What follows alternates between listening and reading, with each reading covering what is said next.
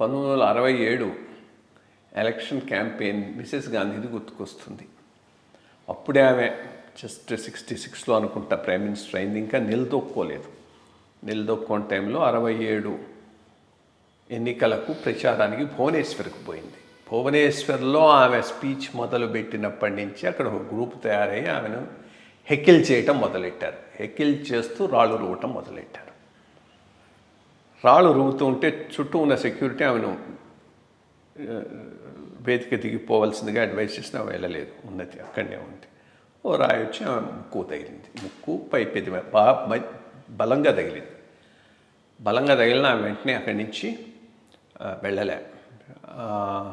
ఆమె ఐస్ అడిగిందట పెట్టుకోవడానికి, ఐస్ అక్కడ లేదు. వెంటనే హ్యాండ్ కర్చీఫ్ తన బ్యాగ్లో నుంచి తీసుకొని తుడుచుకొని, ఇటువంటి వాళ్లకు మీరు ఓటేస్తారా అని ప్రజలను ఫర్దర్గా క్వశ్చన్ చేసింది.